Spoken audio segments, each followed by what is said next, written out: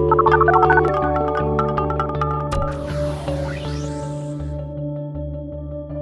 and welcome to the Pollsters. I'm Margie Omero, Democratic pollster with PSB Research. And I'm Kristen Soltis-Anderson, Republican pollster with Echelon Insights. And each week we bring you the polls driving the news in politics, tech, and pop culture. So, oh boy, we have all kinds of announcements this week. So first of all, welcome, new listeners. We know that you're out there. We have lots of new listeners. We're at the top of iTunes, literally at the top of iTunes. Figuratively at the top of iTunes. When you go to the iTunes store, there we are, right at the top, right next to Bruce Lee and something football. Oh yeah, something. I described this as we are getting the Beyonce drops a surprise album treatment, and there was somebody on our Facebook page who noted that we are now next to Bruce Lee in this big banner and said "Enter the Pollsters" was like supposed instead of like "Enter the Dragon." So anyway, I said, "Oh, that'll probably be the name of our episode today," but I have to warn you, we have some other topics that I think may bump Enter the Pollsters from the episode. Sorry, title. Rich. We know you're a professional namer. That was good. Yes, it was good. But we have some other names that may be even better. So thanks to everybody who made that happen. That was a darn good idea that's come out of this week and or the past few months when we've been working on this.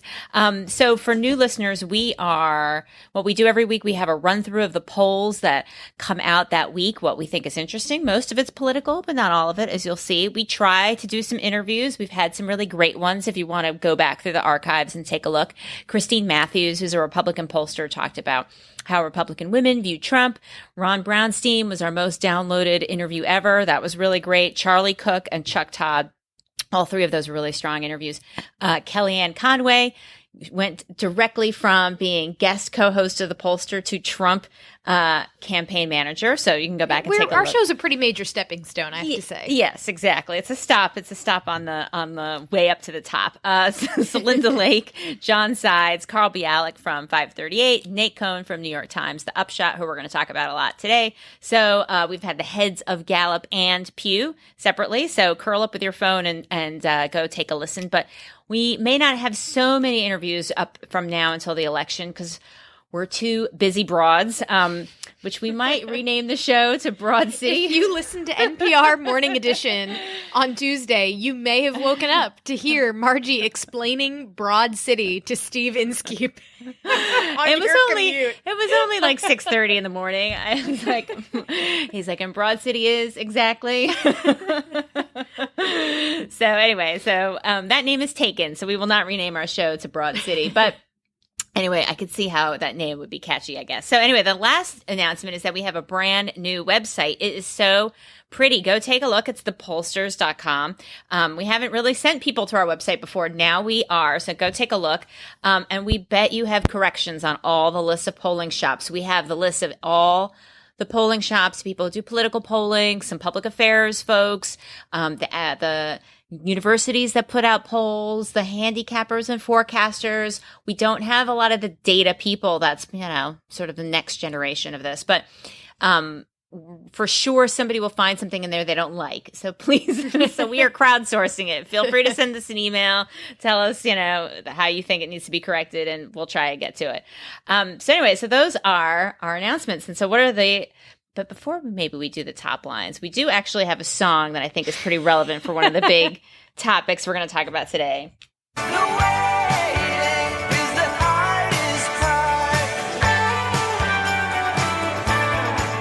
waiting is the hardest part. This is, I think it's really an appropriate theme song for this week, considering that if you've read the New York Times Upshot, you heard that there was a big story where the Nate Cohn gave 4 different pollsters a data set, a survey that they conducted in Florida from the voter file. They then sent this data to a bunch of pollsters, including Margie and my business partner, Patrick. He did the work for Echelon, and told us, wait the survey.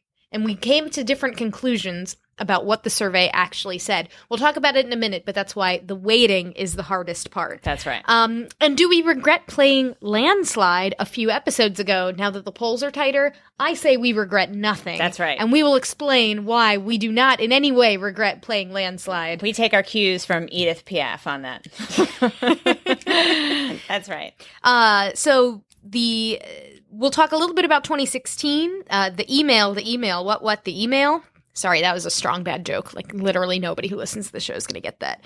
Are there emails in the Clinton Foundation, and are these a really big deal to voters? Then, as Billy Joel says, sometimes I go to extremes. Who's the most extreme of them all? We'll look at polling about how voters view the extremism or lack thereof of these presidential candidates. And finally, because we promised this is not all political polling, we will dig into the biggest issue gripping our nation, Brangelexit. I can't even believe I just rolls said that off out loud. the tongue, doesn't it? Brangelexit. Where do Brad and Angelina stack up on the world's most admired list next to people like the Queen and Bill Gates? We will assess public opinion on Brexit. So first, though, the poll of the week. So, a lot of people like to diss millennials, that they are uncaring, unloving. Kristen has been sort of the top debunker of these myths since she literally wrote the book on millennials, called The Selfie Vote. But there's been a new study that shows that millennials are particularly likely to have pets. This was a study by Mintel, a research firm. It was published in the Washington Post. 3/4 of millennials, or Americans in their 30s is how they're defining them, have dogs, and about half have cats, which, I thought that seemed like pretty high. Overall, it's about 50% have dogs and 35% have cats. And then if they look at... Which, considering that we've talked on the show a lot about how cats run the internet, I'm actually surprised that cats are not at greater parity with dogs. Yeah. And cats are so much more low maintenance. I'm a dog person, let's be clear. My sister's possessed cat, Mimi, has kind of turned me off of cats entirely. But nonetheless, I'm surprised at the cat-dog pet gap. Yeah, I know. I mean, and especially if you're a millennial, you're going to go out, you're young, you don't, you got to get home to walk your dog. It seems a little bit more difficult. But the other thing that they found, and I think for this, they might have defined millennials a little bit slightly differently because the numbers don't seem to quite add up, but men are more likely to have dogs than millennial women, and millennial men are more likely to have cats than millennial women. Yeah, the whole cat lady stereotype. Cat boys. It's cat boys. Millennials. Like half of millennial men are cat boys. So that's what I call Beckett, my son. Every time he tries to eat the cat food, I said, "Are you a cat boy?"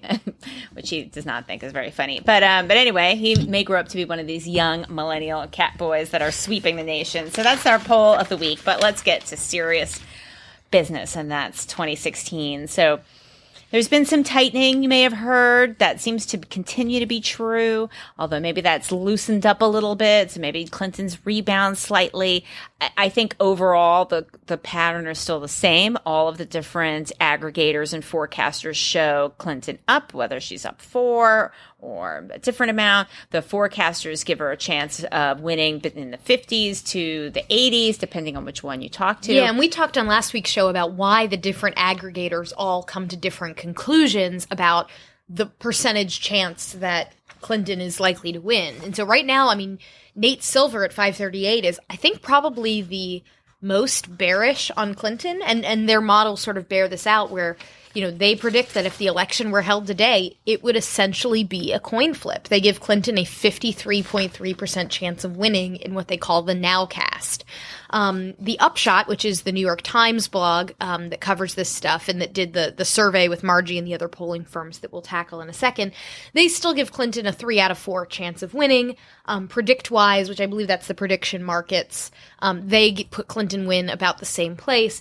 And then the Princeton model, which just uses the states. It doesn't use national polling. Yeah, they show an 81% chance of Clinton. So again, Slate then does sort of an average of the models and comes up with... You don't have time to look at different websites. You just want one number. One number. This is like the kayak.com of polling averages. Yeah, like the guy who makes that apparatus where it's fake hands searching the internet on 4 computers at a time. If you don't, I don't know what you're talking about.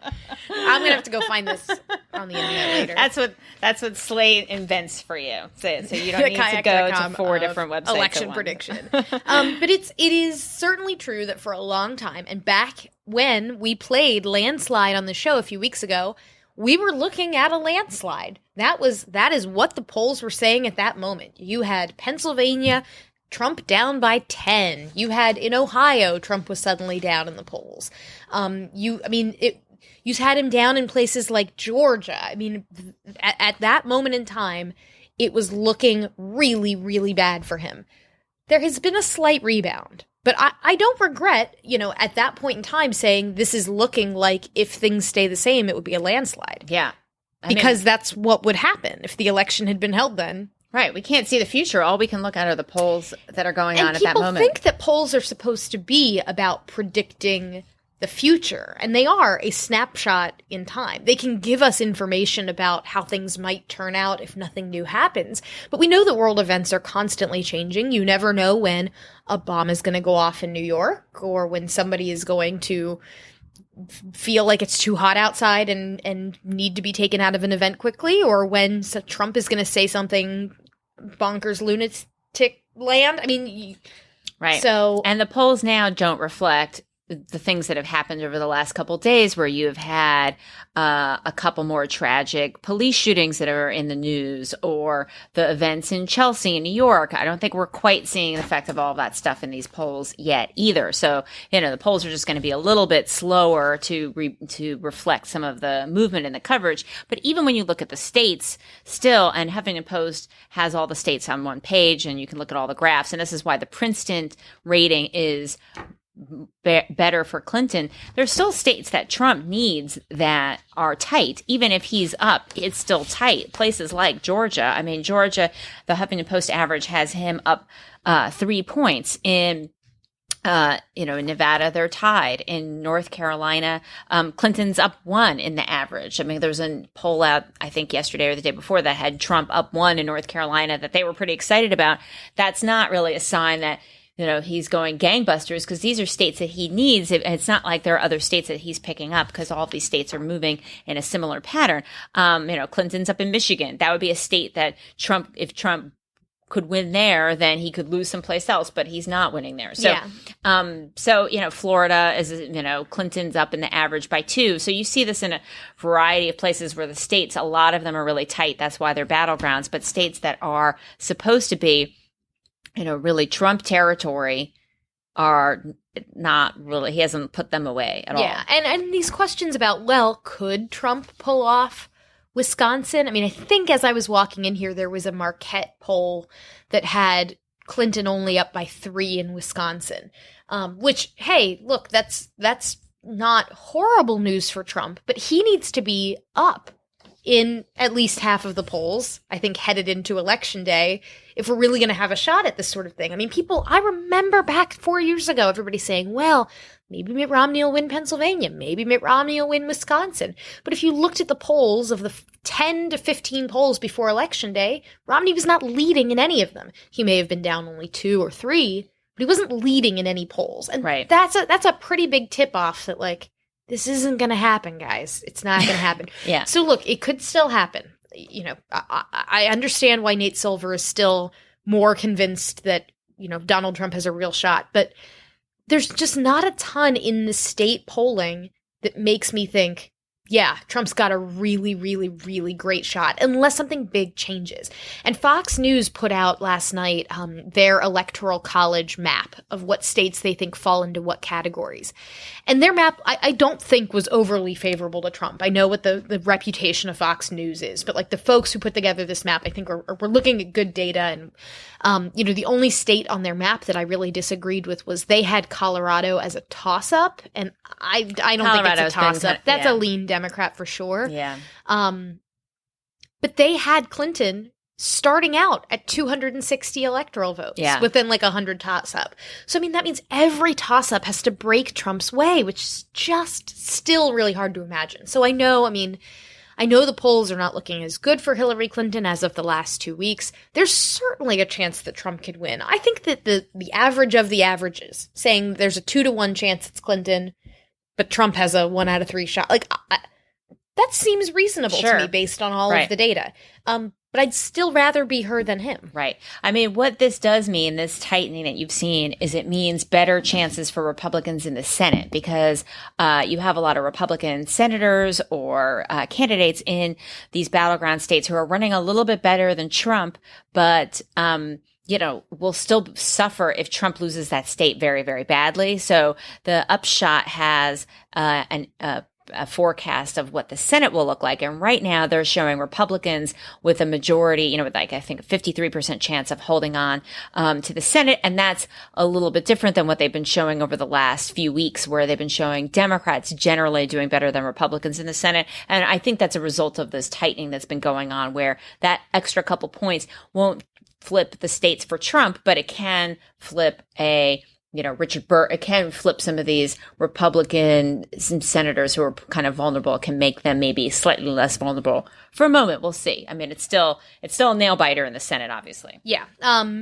So the other issue that is, we talk a lot about Trump and what people think about Trump. So we're going to take a brief time this week to dig into what people think about Hillary Clinton. A lot of the news stories have said, does Hillary Clinton need to kind of reintroduce herself to voters, or has she been too negative on Trump, needs to get back to her own message? And of course, we're headed into the first big presidential debate. Next time Margie and I sit down to record, the first debate will be in the history books, and we will no doubt have plenty to talk about. Whoa. I'm really excited about this episode for next week. But I really liked, by the way, if you've not listened to 538's podcast, they gave us a very lovely shout out. Thank you, Jody. And they asked folks at the other election podcast to provide a question about what people thought they should ask Trump at the debate. And Kristen had a good question. I wanted them to ask you had a serious question. Other people had kind of goofy questions. I know. Someone had a question about Lord of the Rings, and I was just I felt mine was what is your take on America's appropriate role in the world? I mean, it was a little right.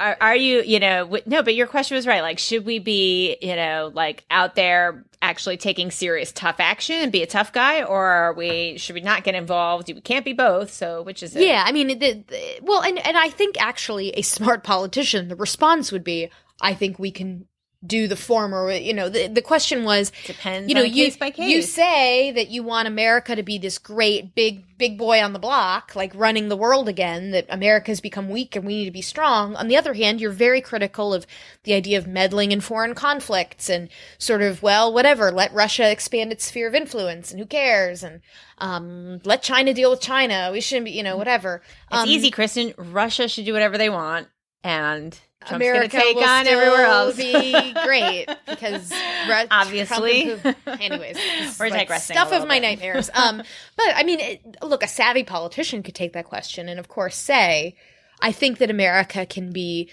great and dominant and that the world is safer when America is in a strong position. But that doesn't mean that we should just go intervene everywhere. We need to think really critically about American interests before we do and have clear objectives about how we Kristen's succeed. making a very strong Trump face. Anderson, I am making Trump face. Anderson 2032. You heard it here first. But no, so anyhow, it was nice to be able to throw that in there, and I'm hopeful that Lester Holt will perhaps include it. So maybe somebody helping out Lester Holt listens to one of these two shows. Yeah, and I have a great idea. And as we also heard, by the way, Gary Johnson will not be on stage, nor will Jill Stein, and that's a polling-related thing because it means, ultimately at the end of the day, Gary Johnson did not get enough in the polls to make the stage. And there's still question about whether that's appropriate or not, or was 15% the appropriate threshold you have to meet to get on the stage. It's a hard call to make, but of course, the more people you put on stage, as we saw from the Republican debates, then the less time everybody else gets. And if we really think that it's going to be either Hillary Clinton or Donald Trump that wins, does it make sense then to have that high bar so that you're maximizing the amount of time that the eventual president of the United States is being asked questions? Right, and Trump's never been in a head-to-head debate. I know. So we said we were going to talk about Hillary Clinton instead of Donald Trump. Yes, sorry. And we failed. Gosh, isn't that just the perfect 2016? This is just a metaphor, right there. Here's our segment about Hillary Clinton. Here's our segment about Hillary Clinton. Let's talk about Donald Trump for an hour. So some polls, Gallup has been asking, and remember, Gallup is out of the business of asking the horse race question. Gallup no longer does this daily tracking of who's up and who's down, who's winning, who's behind. So that's one of the things that's been missing this cycle, but they are still asking questions about the candidates. And they asked, what have you seen, read, or heard about Hillary Clinton and Donald Trump? And they aggregated all of the results from July 17th, which is, right before I think the Republican convention started, through September 18th. And they made word clouds. And for Donald Trump, the word cloud is, speech, president, immigration. Those are the biggest words. Lots of stuff kind of in there. For Hillary Clinton, there is one word, and it just dominates this word cloud, and it is email. That is what people have heard about Hillary Clinton for the last 2 months. I see Hillary Clinton, I see health, scandal, foundation, pneumonia, convention speech. I mean, so say what you will about Donald Trump, the things in his side are positions he has taken. Right. Agree or disagree with them. Right. Those are issue positions. I see, immigration stuff, but it's harder to find issue positions in the Hillary Clinton one, which is not a good place for her, since we've talked on this show before about how she actually wins on the question of who do you trust more to handle issue X. Yeah, no, it's but tough. That's not what's defining the conversation. Yeah, and then Gallup also breaks out just the last couple weeks, and you can see a shift in the words that people use. What have you seen, read, or heard about Hillary Clinton? And a couple weeks ago, it was email, lies, scandal, and interview. And then in the past week, it was health, pneumonia, sick, issue. I don't know why there's bear. Is that what you're looking at? Yes. Marcy just saw me make another weird face. And it's under Trump's open ends. The word bear is there. Maybe it's right to bear arms. I don't know. I don't know what that is. Maybe? I don't know what that is. But then why wouldn't arms be the word? I don't know if he spoke about bears, if he made a really fiery speech about bears. I missed it. Someone talk about bears? It's possible I missed an entire I think story. we would have missed a whole day about bears. I'm pretty up on the bear beat, though. I mean, Twitter would have been able, you wouldn't have been able to ignore that on Twitter. People were talking about bears for a couple days. But anyway, that's what people have told Gallup. We had Skittles. Yeah. We had, what are other, but not bears. Yeah. All right, well. I don't know. Unskew the word cloud. I know, right? Unskew the word cloud. But it's pretty interesting. And they also, there's a maybe, and I don't know if I have the dates right, so someone listening to this can fact check me on this. It's just a theory where if you also look at it has a Gallup rolling average about how much, did you read, hear, or see anything about Hillary Clinton in the last day or two, that it's almost always more about Trump. People have had more recall about stuff about Trump than about Clinton. Basically, every time in the last few weeks, except during the Democratic convention and the last week, right, when there was the health issue. And is that part of the reason that she had a bit of a rebound in some of the polls, that there was a backlash against all the insanity around that? I don't know if we can cut it that fine, if we can have that kind of granular level of analysis given all of this, but it's just a theory that may be borne out, that since this moment where she has a higher penetration in the news maybe coincides with this time where that tightening eased up a little bit. Mm-hmm. Don't know. So the other issue, of course, in addition to the email, is the Clinton Foundation. And foundation is one of the words. It's much smaller than email in that word cloud. But it's another thing that often comes up when people are criticizing the Clintons. And so the New York Times Upshot wrote about there's a poll where 1,000 people chose to be representative of registered voters nationwide, and they basically asked people, what do you think the Clinton Foundation does? And gave them a bunch of answers, some wrong, some right, just to see what people picked. So some of the answers that you could pick from were charitable activities that the foundation engages in, things like combating AIDS, healthy food.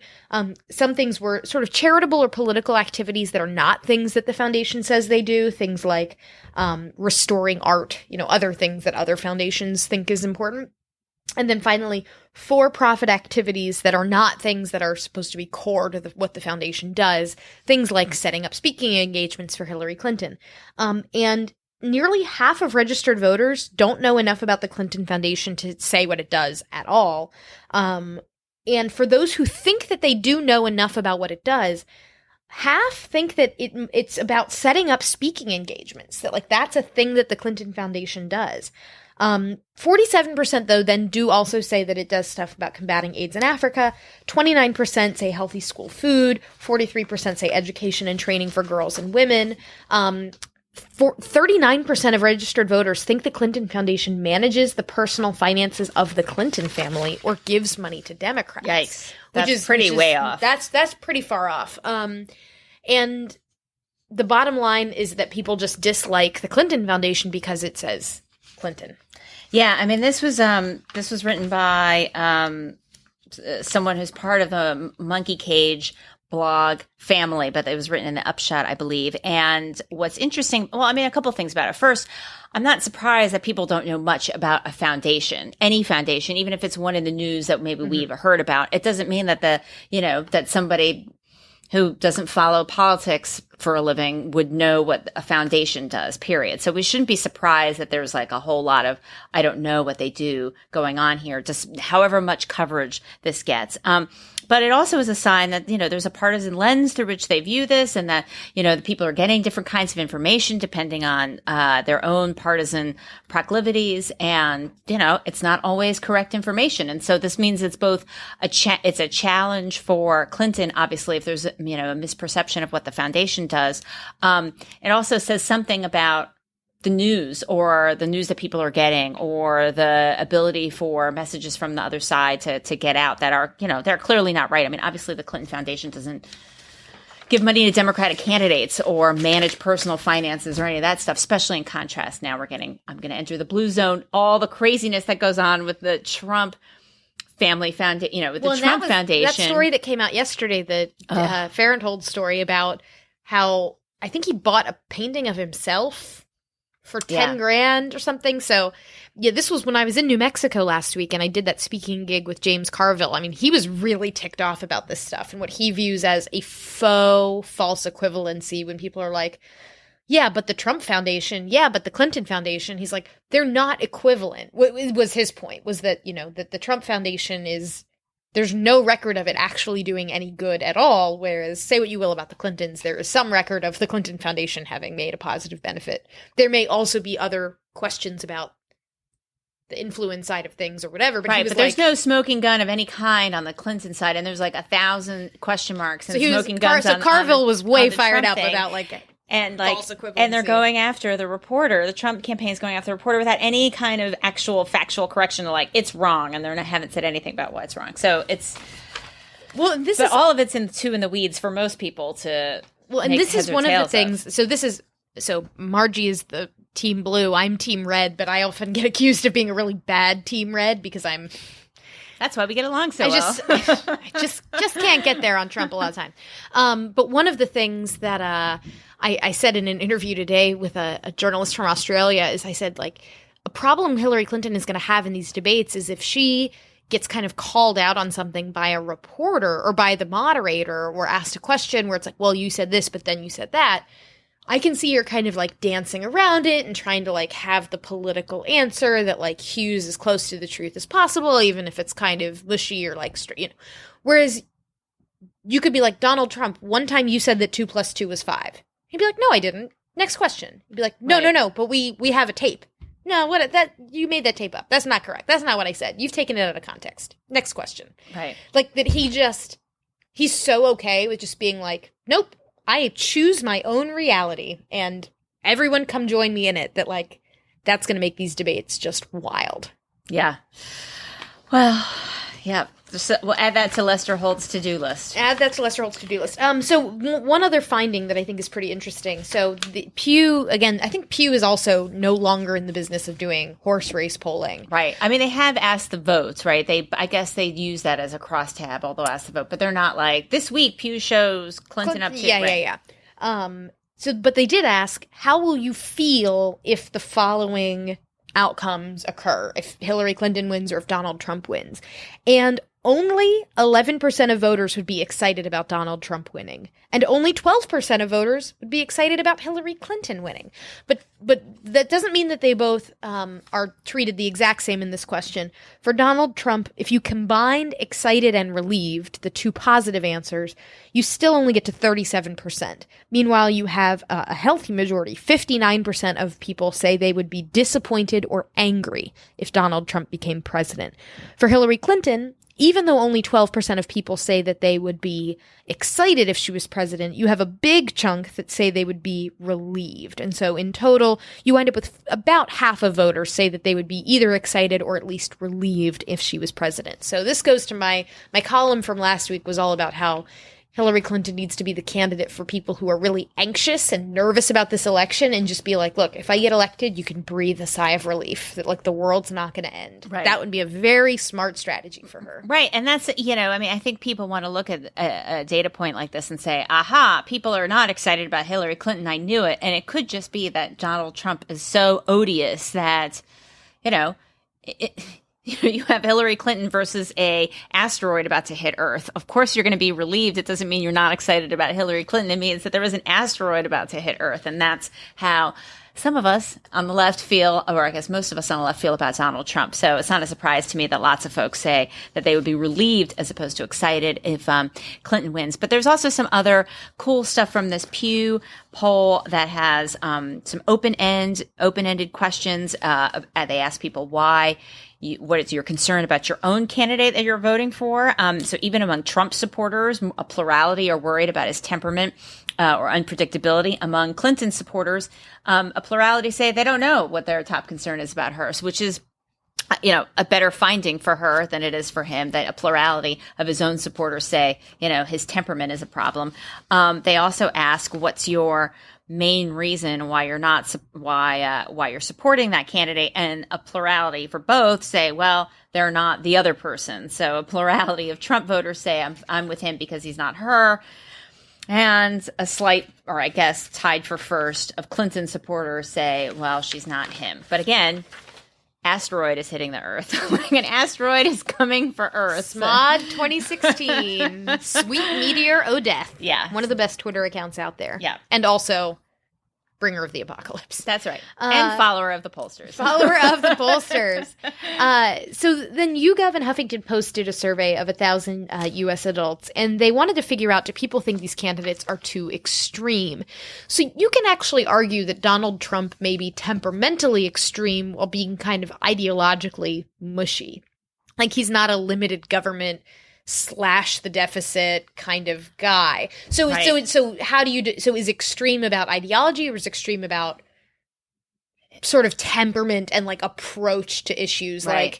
Like oh, we're not just going to pick like a kind of a little bit of an immigration reform. We're going to have a deportation squad. Right. But then there's also this other axis of he just doesn't have any idea what he's doing, right? That's a whole other, you could be nice or have a good temperament or have sound policies, but if you, don't, or you say you have sound policies, but if you can't flesh out the details because you're not a policy person, that's a whole separate vulnerability, and he has that one too. So I don't know how, but so on it's this, too late. He can't tease them all apart, but that's another wrinkle in but this. Voters certainly do think that he is more extreme than Hillary Clinton on balance. So 41% of voters think Hillary Clinton is too extreme, but 49% say no, she's not too extreme.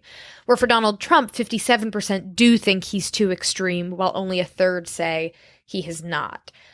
Since she won the Democratic nomination, majority of people think Hillary Clinton has stayed the same.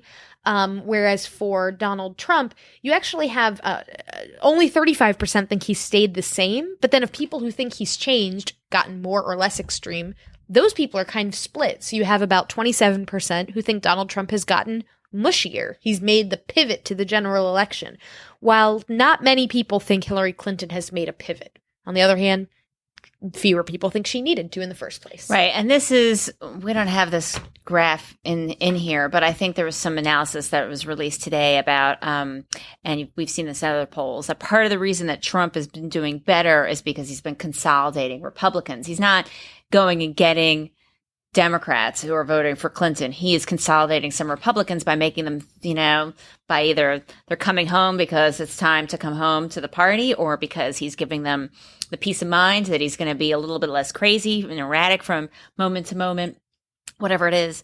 But that could be part of what's behind this number. Well, so let's take a little bit of a trip then. Oh, let's talk really quickly about the federal government, trust in the federal government before we jump. Oh yeah, we have one bit of good story. news. Despite all these terrible, numbers about people feeling unhappy about the election or feeling worried or panicked or what have you, there is some good news. It's something we don't ever see in ratings about the federal government. There's actually been improvement in ratings of the federal government. Gallup has shown, whether it's judicial branch, executive branch, legislative branch, they have all rebounded in terms of the amount of trust, which sounds pretty great, right? Until you look beneath the surface and then you're like, oh, right, of course. Team R is not feeling great. No. So it's then what you'd expect. So it's all coming from Democrats. So the improvement mostly comes from Democrats in terms of them feeling better about the executive branch. So you have a lot more trust. You have more trust among Democrats in the executive branch than you had in the past couple years. You have more trust in the judicial branch among Democrats, probably because of recent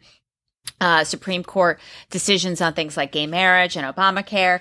But you have more Republicans showing some trust in the legislative branch. That's where that's coming from, not having any more trust, if anything, less trust. All those "Hey girl, it's Paul Ryan" memes are really starting to work. I know. That's right. Slowly but surely. So anyway, so it's not like everybody's like, oh, you know what? Maybe the federal government is doing a pretty good job. It's all about party. Like, it's all about party. How much is your party running the show? Yeah. Okay, so now this is, I think, the coolest story of the week. So Margie and Patrick at Echelon and a couple of other researchers all got approached by Nate David Cohn, Rothschild, who's been a guest on our show. And he and I did O'Reilly Factor together last night to talk about this very thing. Oh, really? Oh, yeah, it was... Well, we'll get to that in a second. Oh, cool. He was a good sport. He was a very good sport. And it was Brett Baer guest hosting, so it was not Papa Bear. It was a more hospitable environment. That's right. Although I was stupid and I wore jeans to the segment because normally when you do these TV hits, it's just the waist up and like whatever. And I'm like, oh, it's O'Reilly Factor, sure. And then I'm like, oh no, Brett Baer is guest hosting and he's based in DC. Oh no. So I'm going to be sitting on the set with him, but I'm already here in makeup. Luckily you couldn't see it, but yeah, I felt like a real moron walking onto that set. Or you're a pro. You're like, I don't whatever, care. I'm in jeans. I'm just like jeans. the dudes who go on TV and they're barely even wearing a collar, let alone a jacket or tie. Now I'm like, which annoys me. But anyway, I don't know why that annoys me so much. I find that but so anyhow, annoying. so Nate Cohn, friend of the show, sort of orchestrated this thing, and the idea was there are lots of things that pollsters can do intentionally or unintentionally to affect the result of a poll. Some of these things are pretty well known, right? How you word a question can affect how somebody responds. What order the questions are in can affect how someone responds. Whether you do online versus telephone, that can affect it. Who you decide to call and where you get your sample, that can affect it. But that's still not the only things that can affect it. And so what Nate wanted to do was keep everything the same on that front. So you have one survey, same questionnaire, same sample, exact same interviews. You take that one data set, that one raw file, and you give it to 4 different pollsters, and you say, apply your weights. So pollsters, for our new listeners, typically you will take a raw data file, and you will add something to it called weights, where you basically then make the survey look a little more like what we know reality is.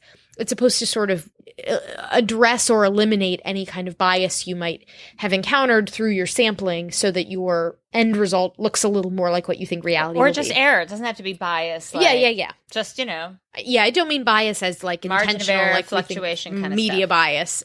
Yeah, that sort of thing. So weighting is totally normal. And also it makes it easier, too, if you're comparing apples to apples. Like, okay, well, party ID didn't change, 6 points overnight. Yeah. So what's really happening here? So weighting is a totally normal thing that is done to, I would say, every single public poll you're looking at has had weights applied.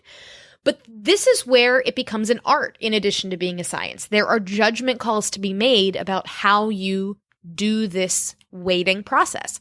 So, Margie, you and your colleagues, you chose to do a certain style of weighting. Tell me a little bit about what you decided to do. So if you go to the store, you can see little descriptions, little paragraphs from what everybody did. And they also showed how everybody turned what all the results were in terms of the 4-way head-to-head. So the Upshot in their official release had a 1-point advantage for Clinton. And then 3 of the pollsters, including my team, had an advantage for Clinton. And then 1 team had a 1-point Trump advantage. And so we had a 4-point Clinton advantage. Charles Franklin had a 3-point Clinton advantage. Patrick had a 1-point Clinton advantage, like the Upshot. And then the other folks, David Rothschild and his gang, had a 1-point Trump advantage. And so what made this all different is just, there are a couple different things that people did differently. One is, what variables you're looking at, right? What variables are you weighting? So Rothschild et al., they just did vote history. They just looked at the vote history on the file. So the records of how often people voted. Did they vote in, 2012? Did they vote in midterms? Or were they new registrants and so on? From my understanding of how I read it, that's all that they weighted. Everybody else used some adjustment of some demographic variable, gender or party or race or ethnicity. It's unclear exactly how much everybody applied, but just some tweak in some way. What we did is we excluded some people who were not voters, who said that they were not going to vote. If they said in self-report, I am definitely not voting, we took them at their word. It's not that they can't be convinced, but if you, given the social desirability bias, if you say I'm not going to vote, then, then that's, seems at this stage, it's a high likelihood you're not going to vote. The other thing that we did is, we looked at the data. We also looked at other past public polling, and the poll came in unweighted, a little bit more Democratic than past public polling. The unweighted data had a 7-point Clinton advantage. So, the way we approach this is like, there are 2 options. One is you can adjust this a little bit, and maybe you are missing something that's actually happening. Or you're adding statistical error by adding more weights. The other option is you are, you weight it to match what other public polling it looks like, and then you're more in line with what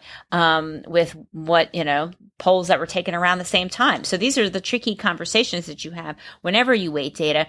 We're also comparing, when we looked at the past public polling, weighted data. So we don't know what their unweighted data look like. If we had done this for a client, we would have had our own unweighted data set of every other poll, where we would just compare unweighted to unweighted to make sure we were comparing apples to apples. And so part of the reason why you would see something like the David Rothschild, he's with Microsoft Research. We've interviewed him on the show. His interview's kind of cool. It's me and him. We're standing outside a bathroom at a conference. So I think you hear the bathroom door opening and closing, but it's otherwise a really, I think, interesting interview where he talks about how you can sort of spin straw into gold when it comes to internet polling and things like that. But if you are using a model that really just looks at turnout history, it actually doesn't surprise me that they were the ones that found the most favorable Trump result, because if you're just looking at turnout history, who tends to have the best voter turnout records? It tends to be older, whiter folks. I mean, and Florida is the state that we're talking about for this survey. So it makes sense to me that if all you're looking at is vote turnout history, you're going to get an awful lot of Trump favorable whiter voters. And turnout also generally favors Republicans as well, right? Yeah. So you add all that together, it makes a lot of sense. And so, for Patrick at my firm, the way he approached it was, one, you have some demographic weights and you decide you're going to weight on some basic things, age, gender, etc.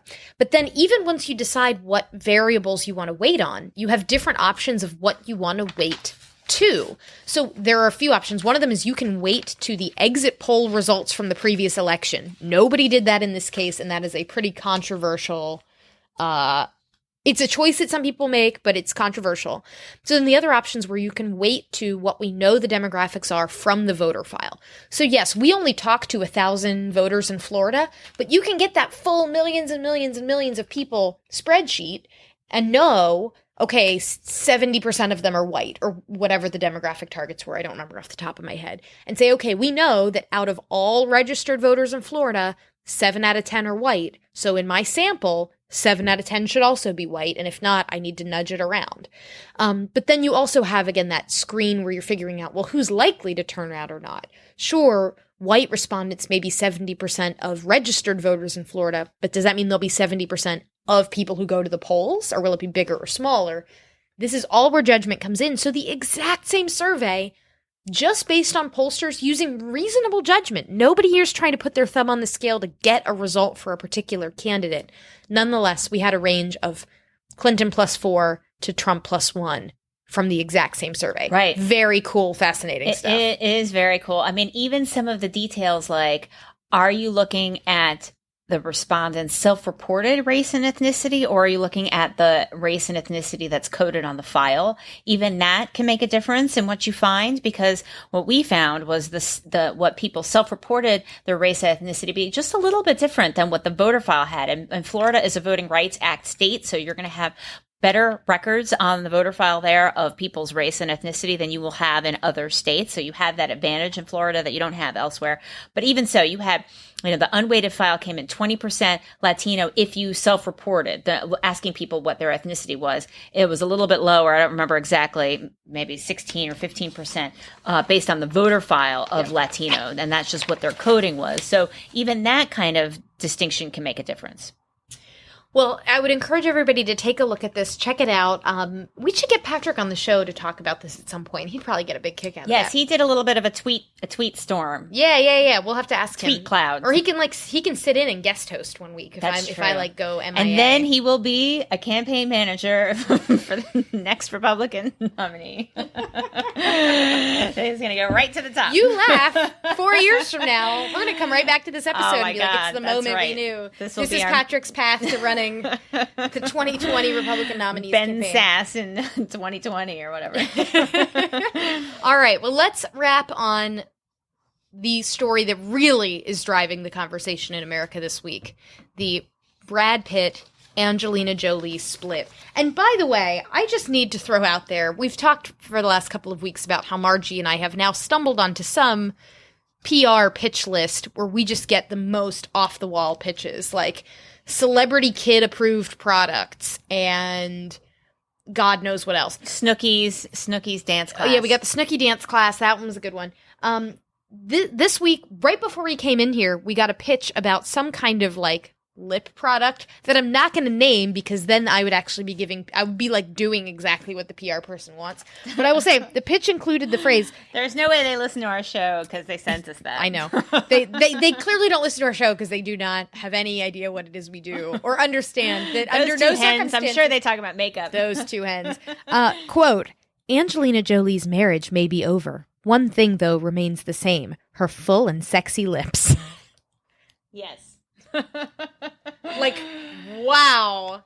Her lips Let live me on. read more of this pitch. They are back on the market. Nope. Deleted. So we then took a look. YouGov has done a poll where they ask the world's most admired people. And in May of 2016, Angelina Jolie, by a pretty wide margin, it looks like, was the world's most admired woman.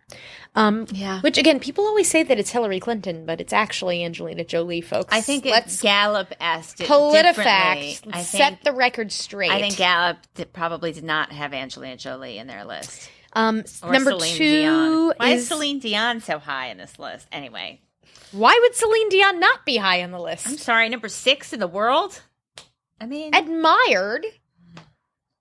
She's pretty great, Margie. Well, we'll just have to disagree. My best friend from high school, Shane, he's going to be so proud that I defended Celine Dion we on this disagree show. sometimes. It's bipartisan here. Although Celine Dion is above Malala on this list, so yeah, this is pretty terrible. I don't know about that. You have Angela Merkel, who's on the list. Sandra Bullock is on there, as is Shakira and Madonna. For men, Lionel Messi is on that list. That's fun. Okay, number 1 for men is Bill Gates. Number 2 is Barack Obama. Brad Pitt, not on this list. So certainly you would assume that more Americans would side with Angelina than Brad. But as we were walking in here to do the show, got a tweet from Emily Swanson pointing out that there is a poll that the Roper Center has in its records. That's great. Conducted November 2010. And when I read the poll response options, you'll get that this is a pretty outdated It's not poll. really fresh. This is not fresh data. Vanity Fair and 60 Minutes did this poll where they said, if something tragic happened to you and your children were going to be raised by some other couple and you had to pick a celebrity couple, which celebrity couple would you want taking care of your kids? So Will Smith and Jada Pinkett Smith come out on top among the celebrity couples at 25%. Ellen DeGeneres and Portia de Rossi at 7%. Brad Pitt and Angelina Jolie at 6%. Tom Cruise and Katie Holmes at 3%. I mean, obviously not. Like I told you guys, this is an old poll. Even at their height, but anyway. Even at the height of Tomcat. But 44% said, no, I'd prefer some nice couple from Iowa. And that is literally the response option.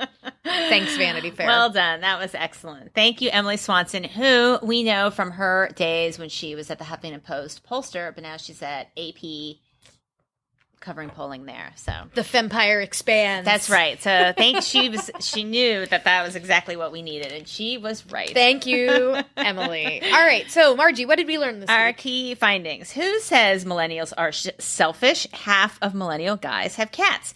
Maybe for Clinton, no news is good news. And if the polls are getting a little too tight for comfort, maybe you need to lose weight. Oh, God. If you don't like the results of your poll, just wait. Always good to see fellow pollsters weigh in. That's it. That's all I got on that. Who's going to get more Ariel Edwards Levy will be proud of your punning. Who's going to get more of a post-breakup bounce, Brad or Angelina? We are on it. And welcome new listeners. Tweet us your complaints. Maybe we'll read them. You can find us on Twitter at the Pollsters. Individually, we're at Margie Omero and at K. Soltis Anderson. You can find us at the new and improved www.thepollsters.com with our list of all of the pollsters on the planet. We're pretty sure. Maybe even you. Follow us on Facebook, where you can get links to the stories we might be chatting about in the upcoming week, as well as occasionally popping in to do a Facebook Live for you all. Don't forget to subscribe to us on your favorite podcatcher. Be sure to tell your friends about the show and let us know what you think. Always, we love to hear from you. Tweet at us or post reviews on places like iTunes. We love to hear it. Great. Thanks.